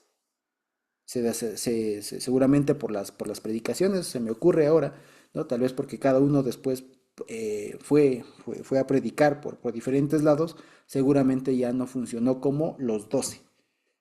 ¿Ya? Parece ser eso. Ahora, dicho eso, ya para ir terminando, ¿qué les parece si vemos solamente algunas curiosidades de los nombres? ¿Ya? Simón, acuérdense, Simón es la forma griega del nombre hebreo Shmeón, o lo que traducen en la Biblia Simeón. ¿Ya? Que vale la pena decirlo a veces, muchas veces y mal, se ha enseñado que Simón significa junco o una planta muy débil, muy endeble. No, Simón significa el que escucha. ¿Ya? A este le cambia el nombre a Pedro. ¿Ya? A Pedro, que también en arameo es Cefas. ¿Ya? Cefas o Kefá es en arameo, es lo mismo, piedra, roca. ¿De acuerdo? Andrés es su hermano. Andrés, hermano de Pedro. Andrés es un nombre griego que significa como el hombre o el muy varonil, alguna cosa así sería. ¿Ya? En griego es Andreas, ¿de acuerdo? Andrés. Fíjense, y entre paréntesis, un discípulo del Señor con un nombre griego. ¿Ya? Y luego hay otras curiosidades. Jacobo, por ejemplo, es la forma igual griega del nombre Yaakov, es decir, de Jacob, como el nombre del patriarca y muchas otras personas. Juan es Yohanan, ¿de acuerdo? El que tiene gracia. Felipe, fíjense ustedes, es un nombre griego. En griego es Filipos, ¿de acuerdo? Y Filipos resulta ser o significa el que ama a los caballos. ¿Ya? Eso significa Felipe, ¿de acuerdo? Y resulta que fíjense ustedes, otro personaje, otro hombre que tiene nombre griego entre los discípulos, ¿no? Esto más que nada para que veamos que a veces, acordémonos que hubo algo, a veces y suele haber todavía alguna fascinación por quererse cambiar el nombre cuando venimos a raíces y todo lo demás. Entonces, no te llames de Ernesto, búscate algún nombre que suene más a hebreo. No, aquí este discípulo se llamaba Felipe y más griego no se puede. ¿De acuerdo? Luego entramos a un nombre que no es nombre, ¿ya? Es el patronímico, o sea, es el apellido, porque Bartolomé es del arameo, es la forma griega de un nombre, de un apellido, si ustedes quieren, en arameo. Bartolomé es Bartalmai, ¿de acuerdo? Bartalmai, que significa el hijo de Talmai, ¿de acuerdo? Talmai era un nombre de la época. Entonces Bartolomé no es nombre propio, no sería nombre propio. Se le llamaba el hijo de Talmai, Bartolomé, Bartalmai, ¿ya? O sea, este hombre no se sabe en realidad cómo se llama, ¿ya? Luego, Mateo, ya lo sabemos. Tomás, otra persona que tiene en realidad un apodo, ¿ya? Tomás viene del arameo Tomá, ¿ya? Que significa el gemelo. En Juan 11:16 se le llama Dídimo, que también significa gemelo en griego. Entonces, Tomás no es nombre propio, era un apodo. Se le llamaba el gemelo, ¿ya? O sea, habría tenido un gemelo. Y este era el gemelo. Eso significa Tomás, ¿ya? Pero fíjense, no es nombre propio, ¿ya? Jacobo, hijo de Alfeo, otro Jacobo. Simón, llamado Celote, según Lucas, fíjense. Y aquí, Celote, un dato interesante. A veces hemos dicho, y aquí vale la pena refinar algunas cosas, hemos dicho que el grupo de los celotas era uno como de las ramas de judaísmo de la época. Pero al parecer, a la época en la que el Señor Jesús estaba predicando, todavía no estaba consolidada como tal. O sea, no era como un grupo así, digamos, conocido, renombrado como los fariseos. Habían celotes, pero no toman relevancia o no fueron tan conocidos como tal. No había ya un grupo de celotas en la época. Los celotes comienzan a formarse a partir del año 6 después de Cristo y toman su trascendencia y ya se consolidan como grupo en el año 66 después de Cristo. ¿Por qué? A partir justamente de una guerra que tienen contra Roma. Del año 66 al 70 después de Cristo es que se consolida el grupo de los celotas, ¿ya? Pero en la época del Señor Jesús es muy poco probable que alguien haya sido identificado como celota, así como decir el fariseo, ¿ya? Porque no había un grupo así consolidado de celotes a la época que el Señor estaría predicando, ¿de acuerdo? Entonces, ahí se preguntan los estudiosos, ¿qué significaría esto de celote? ¿Ya? Si no es del grupo, ¿ya? Posiblemente vendría de el celoso, ¿de acuerdo? El celoso, ¿ya? Sí, digamos que igual viene del arameo y del hebreo, de Keni, si no estoy mal, Keni, que es como el celoso, pues, vale la pena, el que tenía celo, digamos, se entiende por el Señor, ¿no? En fin, luego Judas, hijo de Jacobo. Judas, acuérdense que Judas es la forma griega del nombre Yehudá, es decir, de lo que nosotros conocemos como Judá, como del patriarca Judá, pues había uno que se llamaba Judá, ¿ya? Que era de Jacob. Y después de el famoso, uno de los más famosos, ¿no? El famoso Judas Iscariote, que respecto de Iscariote no se sabe muy bien qué significa y hay muchas opciones, ¿ya? Una de las más, digamos, interesantes y la que parece tener más sustento es la siguiente, que Iscariote venga de una palabra hebrea que significa Ishkeriot, o sea, significaría el hombre de Keriot, o sea, es un gentilicio, ¿ya? Y Keriot es una ciudad que, por ejemplo, aparece en Josué 15:25. O sea, sería como decir aquí el hombre de Quito, por así decirlo, ¿ya? Y que eso se hizo un solo nombre, Ishkeriot, el hombre de Keriot, ¿ya? Keriot sería la ciudad y esa, como les digo, aparece en Josué 15:25. Luego hay otras opciones, pero que son un poco más cuestionadas. De hecho, todas son cuestionadas, pero que son bastante refutadas, digamos, es que, por ejemplo, se suele decir que tiene que ver o la raíz de esto significa ¿cómo se llama? Una, por ejemplo, es el mentiroso, ¿ya? El otro, como el engañador, el traidor. Luego otros que es como el asesino, ¿cómo se llama? El sicario, ¿no? Iscariota por un tema de que en latín sicario, el que anda con daga o el que mata por plata y tal. En fin, entonces hay muchas formas de explicar esto del Iscariote, pero parece que lo más, digamos, sencillo es saber que era un hombre de Keriot, de la ciudad de Keriot, ¿de acuerdo? Y se le cataloga aquí como el que llegó a ser el traidor. Eso básicamente. Entonces, fíjense cómo es que pasó aquí, digamos, esta institución de los 12. ¿De acuerdo? Y si me permiten nada más unos versículos más, solamente para ver que una vez que establece el Señor Jesús a sus 12, a su grupo más cercano de los 12, aunque parece que después finalmente no terminó trascendiendo mucho, pero teniendo ya sus 12, hace perdón, Lucas lo que presenta es un gran resumen de su obra, digamos, de su capacidad de convocar gente que tenía el Señor y que esto prepara para el sermón de la llanura, como le llamaríamos aquí en Lucas, no del monte, sino del llano. Ya vamos a ver por qué. Dice el 17, y descendió con ellos, o sea, con los 12, se entiende, y el montón de gente que le seguía, ya vamos a ver, dice, y se detuvo en un lugar nivelado, o sea, en un lugar más bien plano, ¿ya?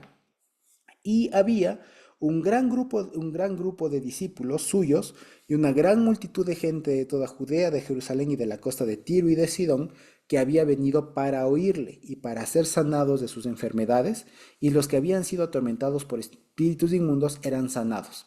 Y todos en el grupo procuraban tocarle, porque poder salía de él y sanaba a todos. ¿De acuerdo? Entonces, fíjense. Este texto o este párrafo de aquí es uno de los típicos de Lucas o de los evangelios en realidad que hacen como un resumen, como un corolario de toda la obra del Señor Jesús. Lo interesante de Lucas es que aquí él hace mucho énfasis en que habían venido para oírle, que viene un montón de gente de todo lado, de toda Judea, de Jerusalén y de la costa, incluso extranjeros, fíjense ustedes. Tiro y Sidón es Fenicia, lo que estábamos viendo en Reyes, de donde trajeron la madera para el templo y todo el más de eso, Tiro y Sidón, que está en Fenicia, ¿ya? De ahí venía también la gente para oírle. Entonces, según Lucas, el énfasis está en esto. Venían a aprender de él, ¿ya? Y como yapa, por así decirlo, venían para ser sanados y todo lo demás, para ser sanados y liberados de los espíritus y todo lo demás, ¿ya? Y una vez más, como es típico de Lucas, fíjense de ustedes, que ya lo vimos de unos capítulos atrás, ¿no es cierto? Que le procuraban tocar porque poder salía de él. Que una vez más, se presenta al Señor Jesús como alguien con poder, es decir, que tenía la capacidad de sanar, que no era solamente palabras, sino también acciones, ¿ya? Lo cual ya para nosotros nos da mucho que entender, digamos, ¿no? Mucho para profundizar. Es decir, el Señor Jesús no es solamente bonitas palabras, también es acción, también tiene la capacidad y es el único que tiene la capacidad de ejecutar lo que Él promete, ¿de acuerdo? Lo que Él hace, es el único que puede, ¿sí? Eso básicamente. Y ya con ese preámbulo, entonces la siguiente semana hemos de entrar poco a poco a lo que se llama el sermón de aquí del llano.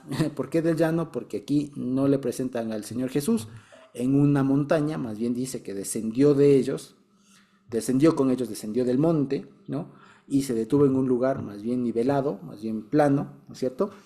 Y alzando los ojos hacia sus discípulos decía y comienza a decir las bienaventuranzas, ¿ya? Que esto es un símil de lo que estaría por allá en Mateo 5, ¿de acuerdo? Entonces fíjense ustedes, aquí ya no sería, como les digo, según Lucas, no ocurriría este sermón en un monte, en un cerro, sino en una llanura, en un lugar más bien plano. O si ustedes quieren, no en una montaña necesariamente, o más bien puede ser incluso en una montaña, pero lo que resalta a Lucas es que el lugar era más bien plano, ¿ya? O sea, no fue como en una hondonada, digamos, sino más bien fue en un lugar plano en donde el Señor Jesús dio todo este sermón, ¿de acuerdo? Eso básicamente. Entonces, con eso ya la siguiente semana comenzaremos toda esta parte del sermón del llano, como le hemos llamado, o de la llanura, ¿ya? Básicamente. Entonces, eso básicamente. No sé si tenemos preguntas hasta ahí. Carmita. Hola hermano, shalom. Josué, yo quisiera volver un ratito al versículo 12, al primero que estábamos hablando del tema de la oración. Ujú.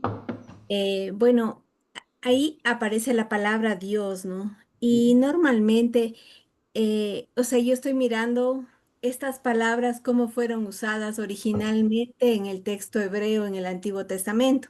Aquí ya están las palabras escritas en griego y pasadas al español, ¿no? Entonces, cuando aquí dice Dios, la primera vez que aparece esta palabra Dios aparece en Génesis 1:1. Ujú. Entonces, en Génesis 1:1 me presenta que dice así, ¿no? Nosotros decimos, en el principio creó Dios los cielos y la tierra, pero esa palabra como crear, nosotros entendimos que tenía que ver más que como crear de la nada, organizar. Ya, en el principio organizó Dios los cielos y la tierra. Lo que es de los cielos, Dios dispuso de una manera y las cosas que eran de la tierra de otra manera. Pero este Dios se llama, en la Biblia y tiene el carácter que se dice Elohim. Y Elohim es el atributo del amor de Dios. Y el amor de Dios está relacionado con sus mandamientos, con su ordenanza, ¿no? El que ama a Dios anda dentro de la ley de Dios, de los mandamientos, ¿no? Entonces, entonces lo que yo quiero expresar es que este carácter de Dios, no es que sean dioses, muchos dioses, sino que cuando hablamos de Dios, normalmente se refiere a esta palabra Elohim, que resalta el atributo del amor de la deidad, si se quiere, ¿no? Entonces, en ese atributo que tiene un orden, que no es sentimientos como nosotros podemos experimentar o pensar el amor, sino que tiene un orden dentro de la ley soberana, celestial, digamos así. Entonces Dios organiza lo que es de los cielos y lo que es de la tierra.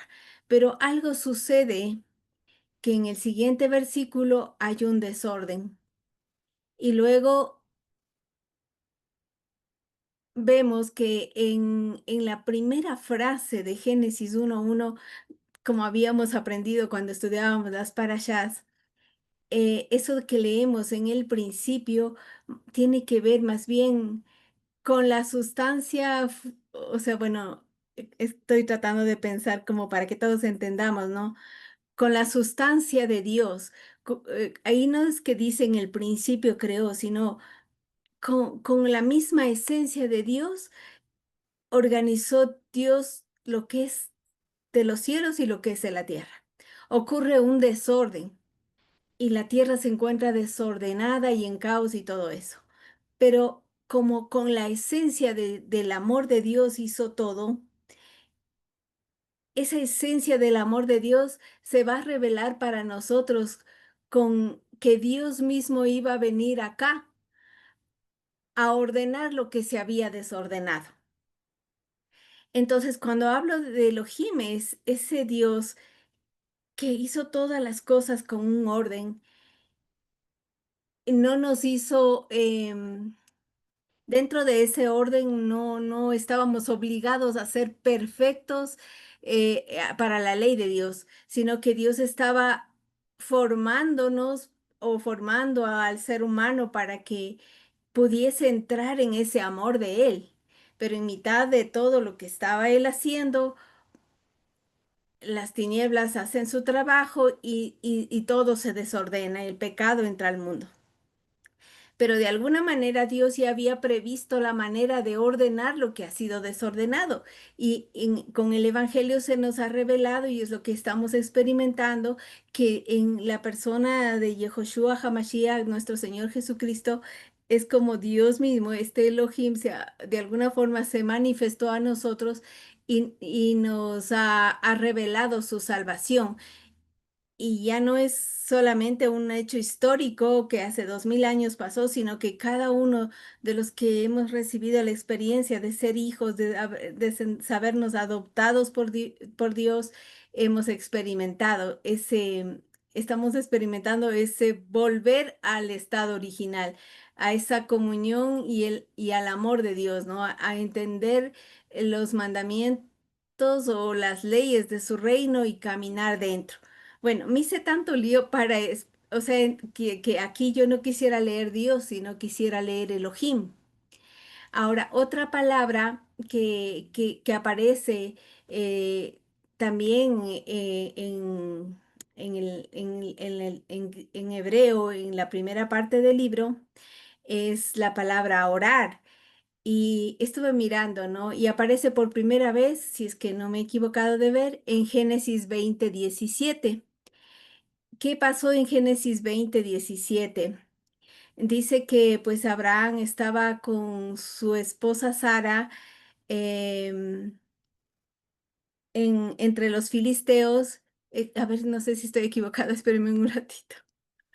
Con el rey de... espérenme un ratito. Ay, creo que... Un ratito, un ratito.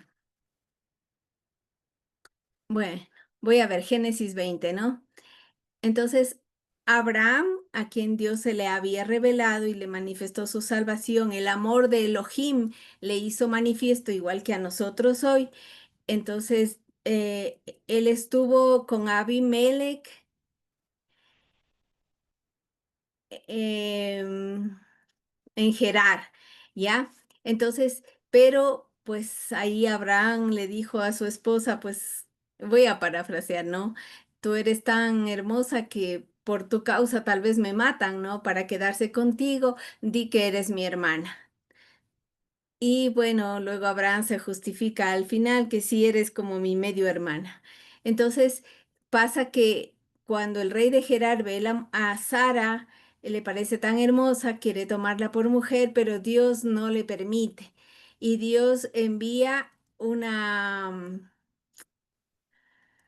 un juicio para Abimelech y cierra los vientres de de todas las mujeres de Gerar, ¿no?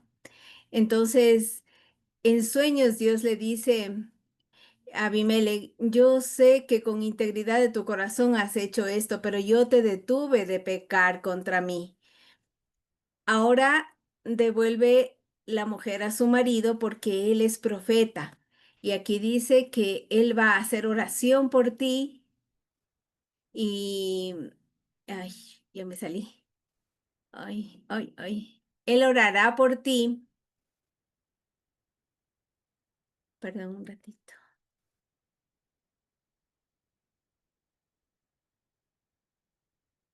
Ay.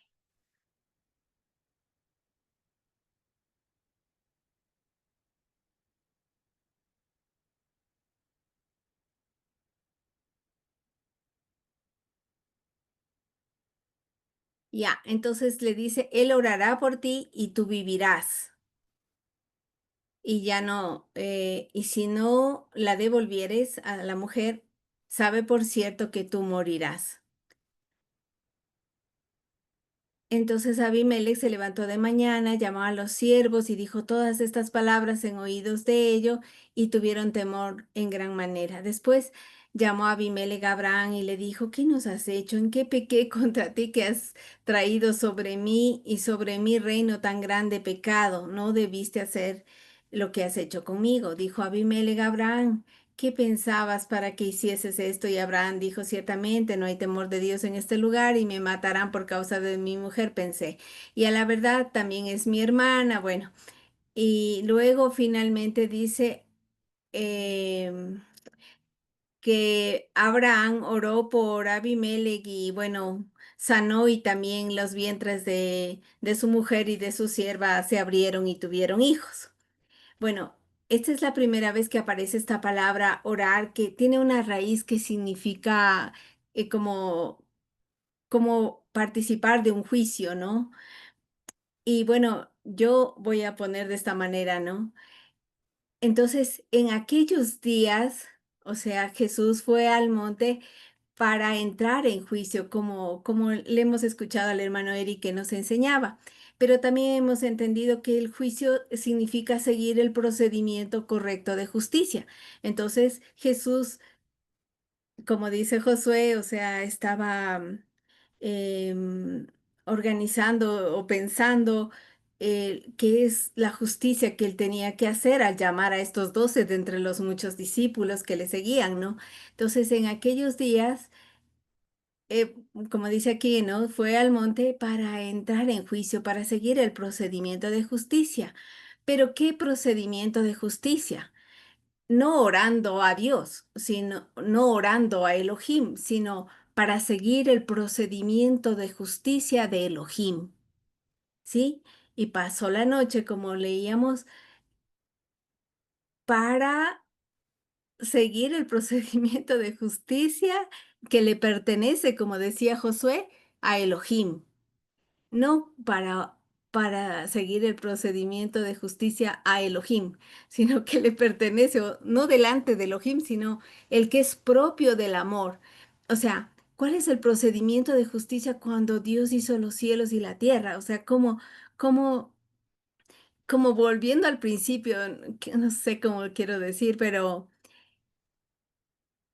es como... Y ese atributo del amor con el que organizó los cielos y la tierra es el que hizo posible que nosotros, los que estábamos condenados a muerte, pues ahora, por el medio del sacrificio de Dios viniendo acá a la tierra, nosotros estamos en ese proceso de restauración, ¿no? Y que de antemano ya tenemos la promesa de esa plena restauración. Entonces, ¿qué hizo Jesús en la noche? O sea, él se presentó. O sea, él no es que se presentó delante de Dios, sino que él estaba siguiendo el procedimiento de justicia que le pertenece a Elohim. Entonces, yo veía, ¿no? ¿Qué era lo más difícil? Primero, o sea, él tenía que escoger los que habían de ser salvos y el que no iba a ser salvo. Y dice que cuando leemos, creo que en Juan 17 dice que ninguno de los que en su mano estaban se perdió, sino solamente el hijo de perdición, el que le iba a entregar, ¿no? Entonces, él sabía quién era el que le iba a entregar, él sabía quién era como el que no iba a ser, en el que no se iba a terminar la obra. Y bueno, seguramente había muchas cosas que él sabía de todos porque él conocía todas las cosas de las personas y seguramente, como dice también más adelante Pablo, que lo vil de este mundo escogió lo que no tenía, como que no era lo vil y menospreciado de este mundo, lo que no era considerado sabio, lo que no era apreciado, ¿no? Él escogió para avergonzar a lo que era sabio. Entonces, cada uno se veía como cuando Dios nos llama a cada uno de nosotros, nos hace conocer nuestra condición caída de pecadores y de falla. Y bueno, a todos estos que llamó, pues seguramente no eran los perfectos y no hay hombre que sea perfecto, pero entre estos había uno que no iba a participar de la salvación. Entonces, todo eso tiene que haber sido tanto peso sobre él de cómo es que los iba a elegir, ¿no? Y a veces también pensamos, no sé, en familiares nuestros, ¿no? ¿Por qué Dios no los llama o por qué no los ha salvado? Y yo oro a Dios y no pasa nada y cosas como esas. Eso Dios en su sola potestad, dentro de ese procedimiento de justicia que le pertenece a Elohim, el amor entrañable, hará su obra en su momento y pues tendrá que hacer una elección así tan pesada y tan difícil como en ese momento, ¿no? Entonces, no es que él pasó orando de Dios así como se lee un poco feo, ¿no? Sino él en- lo que hizo es entrar en juicio conforme al carácter de Elohim, eh, conforme a los procedimientos de justicia de ese atributo de Dios mismo, ¿no? Por el cual hizo los cielos y la tierra y por el cual dispuso el camino de salvación, si acaso en el proceso de armar la vasija, ésta se echara a perder. eso es lo que yo comprendí y no sé si les confundí con la forma de explicar, pero, o sea, partiendo o sea, cómo se usó estas palabras al principio y el tema de orar, ¿no? O sea, ese tema de orar me pareció interesante que aparezca justo con Abraham y donde, aunque él falla, por cuanto Dios le había llamado, le da autoridad inclusive para desatar, para liberar el juicio que había venido sobre Abimelech y su pueblo, ¿no? Entonces él seguramente tuvo que confesar su pecado. Ahí, aquí Jesús no tiene que confesar ningún pecado para entrar dentro del procedimiento de justicia porque él no ha pecado. Pero Abraham sí habrá tenido que venir y confesar y decir, oh, yo he pecado, pero aquí soy mm, tu emisario, quizás tú me has enviado para orar por este Abimelech, entonces tal vez haciendo la función aquí ya de apóstol, no sé si es que quiero extrapolar de esa manera hacia el pasado, entonces él hace lo que Dios le manda, o sea, intercede por Abimelech, o sea, como diciéndole, te desato, ¿no? Tú no has, tú no lo, como Jesús, Dios mismo le dice en el sueño, no has obrado de mal, con malicia. O sea, él obró en inocencia, finalmente no, él no sabía que estaba casada con Abraham y entonces, pero Dios mira a los suyos como dice, como la niña de su ojo y así los defiende. Y pues Abraham hizo lo que tenía que hacer, entró en juicio, en el procedimiento de justicia delante de Dios y las cosas fueron ordenadas. Inclusive Abimelech recibe una como orden de Dios de honrar a Abraham, que le da muchos bienes, no solo que le devuelve a la esposa, sino que lo bendice grandemente, ¿no? Entonces, bueno, esa palabra fue usada en ese momento y para ordenar las cosas. Entonces aquí es lo que Él está haciendo. Y también cuando nosotros nos presentamos delante de Dios en juicios justamente porque tenemos tanta cosa en la cabeza o no sabemos qué hacer, como decíamos, y pues al venir delante de Él las cosas se van ordenando, pero dentro de los procedimientos de justicia de Dios, no dentro de nuestros requerimientos, emociones o lo que nosotros estamos demandando porque nos parece que así debe ser, sino sujetos a los procedimientos de justicia de Dios. Y entonces, como dice también en las cartas de Pablo y de Pedro, pues echamos sobre él nuestra preocupación y confiamos en que Él tiene cuidado de nosotros y también recibimos el shalom de Dios que sobrepasa todo entendimiento y poco a poco las cosas comienzan a ordenarse, ¿no?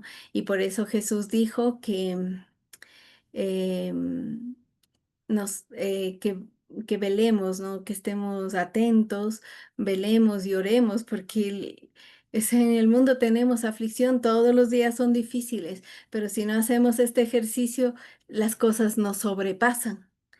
Pero si echamos nuestra ansiedad delante de Él, sabiendo que Él tiene cuidado de nosotros, comenzamos a sentir ese ordenar de las cosas.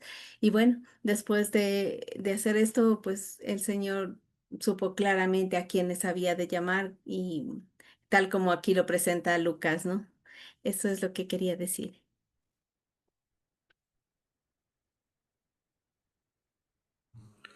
Gracias, Carmita. Efectivamente. Quizá tenemos alguna otra pregunta, algún comentario por ahí.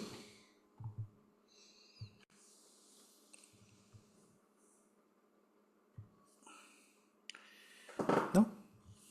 Bueno, Sí, Josuecito. por favor.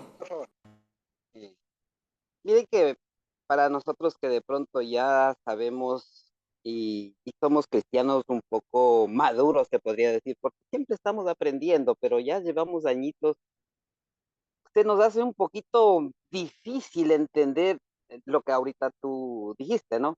Y estaba Jesús en oración de Dios. Mm. Entonces, yo para poder entender esa partecita, em, lo pude entender cuando tú dijiste, esta parte de oración de Dios es como que si fuera un tiempo. Entonces yo digo, eh, le hago la referencia a que si, si pasé toda la noche, o sea, nosotros en cambio, ¿no? En una vigilia, por ejemplo. En una vigilia, tú con vigilia dices toda la noche, pero, por ejemplo, dentro de la vigilia tenemos algunas cosas que hacemos en toda la noche. Pero en nuestro caso estamos alabándole a Dios, orando a Dios, leyendo la palabra, ¿no? Pero él, en cambio, Jesús, en cambio, estaba preparándose para el día siguiente, como vienen los demás versículos, para seleccionar a sus 12 discípulos. Ya. Lo que pasa que en la traducción, como tú decías, los traductores, si nos vamos a la parte de trino, o sea, ellos enseguida le conectan orando para Dios, o orando con Dios, o a Dios. Entonces se les hacía fácil esa traducción. Que para nosotros de pronto cuando también nosotros leemos, se nos hace fácil entender que le está orando al Padre, ¿no?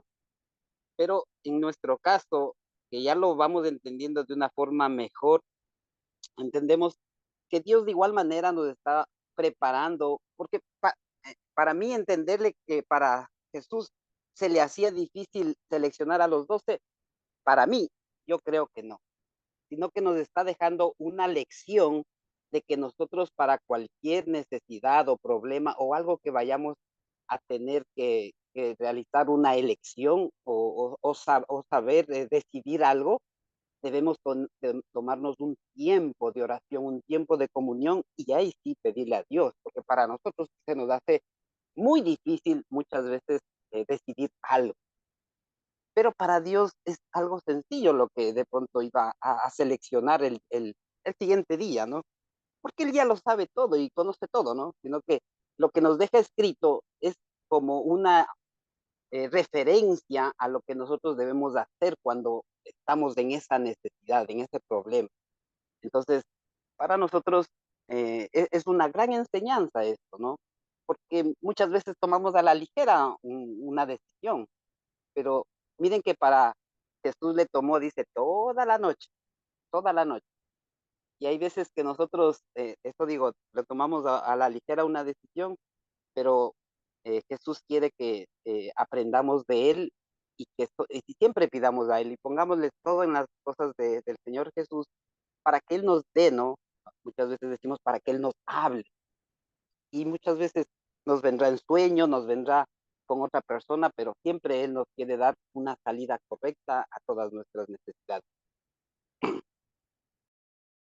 Perfecto, sí, mejor no lo pudiste decir y mejor no lo pude haber dicho yo. Y asimismo, Josecito, bueno, se me viene aquí a la cabeza muchas cosas cuando, por ejemplo, él de niño decía en el templo, ¿no? Cuando dice, yo estaba en las cosas de mi padre, por ejemplo, cuando le escuchaban en el templo.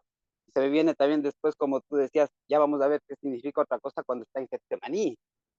Y ahí se me vino así mismo otra cosa de que cuando está en la cruz, entonces le dice, Padre, en tus manos de encomiendo, que de pronto debe significar otra cosa, pero de a poquito, ñañito. Exacto, sí, poco a poco vamos. Hasta donde vamos, vamos bien, digamos, sí. Pero fíjense una vez más, el asunto es partir de una buena base. O sea, de partir del conocimiento de que el Señor es uno. Si no parto de ahí, luego ya lo demás es, puedo ir a otro lado, que puede sonar bien y todo, pero ese es el asunto. Entonces, sí, sí, muy bien, lo has dicho muy bien, Edwin. La reflexión es correcta. No hay que tomarse las cosas a la ligera. Hay asuntos cruciales como este, ¿no? De escoger a los 12, que se pueden asemejar a situaciones nuestras en las que hay que tomarse el tiempo de reflexionar delante del Señor. Y ya les digo, que si ustedes quieren y si me permiten unos minutos más, eh, seguramente lo hemos hecho. Tal vez no con ese nombre y no con el rótulo, digamos, que ahora le estamos poniendo, pero estoy casi seguro que todos lo hemos hecho en algún momento de la vida. Y créanme que esa es la oración en realidad que es potente, si se quiere, en cuanto a ambiente, si ustedes quieren, en cuanto a cómo. ¿Ya? Es eso, es un momento en donde uno comienza a desenrollar todo lo que uno tiene en la cabeza, pero de la mano y guiado por el Señor cuando uno está orando, porque uno a veces piensa que la oración es el resultado, ¿no? La oración es el resultado de lo que ya pedí, de lo que ya quiero, de lo que necesito, de si necesito perdón, alguna cosa. es el resultado, ¿no? No, la oración también es el proceso. Entonces, no hay nada malo, digamos, en también decir, Señor, voy a orar, cerramos la puerta, como es el Señor, nos quedamos ahí y comenzamos a decir, Señor, a ver, tengo este problema, tengo esta situación, hay esto, hay el otro, y consideramos todos los escenarios, y todas las cosas, traemos el elemento, nos quebramos la cabeza ahí, digamos, un ratito, ¿ya? O unas horas, una noche, lo que fuera. Ahí, eso también es orar. ¿Me explico? A veces uno piensa que, como les digo, la oración es el resultado de algo. No, la oración también es desde el proceso, ¿ya? No es solamente la oración, Señor, ya lo tengo clarito, ayúdame en esto, perdóname, por favor intercede en esto, o alguna cosa así, el resultado de eso. No, la oración, como les digo, también es el proceso en el que las ideas se van formando, en el que ya por último, si ustedes quieren, la petición se va formando. Eso también es oración. Y eso es muy bonito hacerlo delante del Señor. Y como les digo, seguramente todos lo hemos hecho, pero es bonito cuando lo vamos a hacer también conscientemente, digamos. Entonces, uno llega a un momento, un espacio, un ambiente, ¿no? Un tiempo propicio para el asunto. Entonces, como dice el Señor, podemos cerrar la puerta, un momento en donde no haya distracciones, y nos metemos ahí. Decimos, bueno, a ver, Señor, delante de ti tengo este problema. ¿Cómo le hago? Tengo esto, tengo el otro y esta situación, o me equivoqué de esta manera garrafal. ¿Qué hago, Señor? Perdóname, ¿cómo lo sufrí? O sea, es una cosa, digamos, diferente. Y si ustedes se dan cuenta, no nos ata a, como a veces también se ha enseñado, no repita esto, repita tantas veces tal cosa. No, es una cuestión mucho más práctica, mucho más dinámica, que a la larga también nos va ayudando a poner en orden las ideas.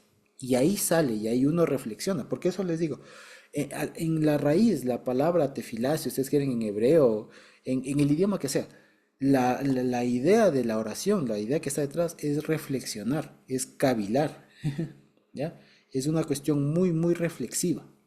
Entonces, ya les digo, como bien lo dice, si el Señor reflexionaba bastante, meditaba mucho, reflexionaba, cavilaba mucho, solamente que seamos más que Él como para no hacerlo.